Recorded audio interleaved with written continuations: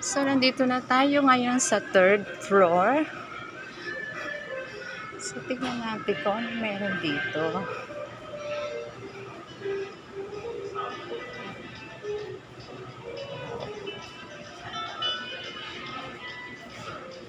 Yan, meron siyang isang restaurant dito. Tapos, ito sa kabila, meron din siyang store dito sa third floor. Mga bed. Gaganda ng bed. Oh, ang ganda niya, oh. Diba? So beautiful. Ganda. High quality na bed. Tapos doon din, meron din siya. May body shop. So, dito tayo sa kabila. May 4th floor pa pala to.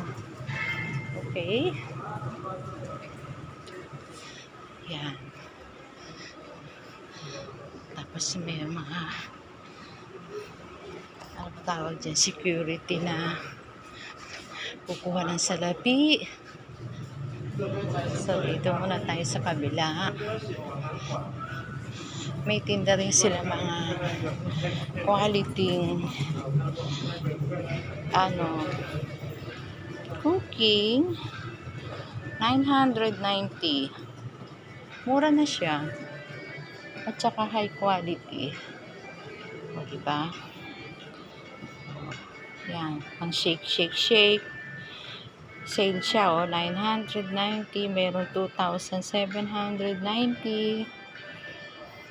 Ito sana gusto ko. High quality, turbo.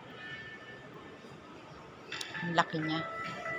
4,000. Wow, ang ganda naman to. Ang ganda ng thermos. Meron siyang pindot-pindot, Yung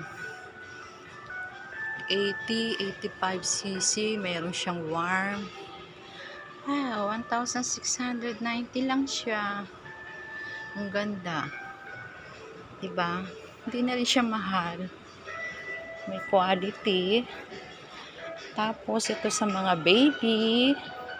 Tsaka sa room. Tapos, ito naman sa mga baby din. Na mga bagong panganak. At tsaka mga pangregalo sa baby. Ganda pala yan. Diba? Pwede na. Kung halimbawang meron na binyag. Tapos ito yung pang tulak-tulak sa bata. Pinakamura na to. Yung pala pinakamura. 10,500. Tapos sumunod itong 11,200. Yung pinakamahal, yun. Nakita nyo, 23,880. Tapos, meron din dito baby shoes. Diba? 1,380. Sale na siya. Sa mga emergency. Yung fast food niya siguro. Nasa 3rd floor. So, ito pa, pang bata. Cinderella. Cinderella shoes. Ganda. Diba? Ewan ko lang kung magkano siya. Tingnan natin, 1,580. 1,580 sa NT. Pero malaki na yon.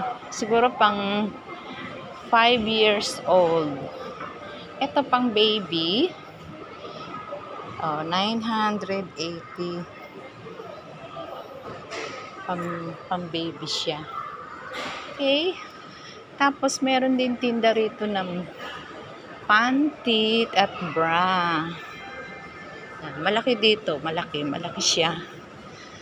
So, pero ikot ko kayo ulit mamaya. Doon muna tayo ngayon sa 4th floor naman. So, ending ko muna ulit dito, mamaya ko ulit kayo i-update. Okay?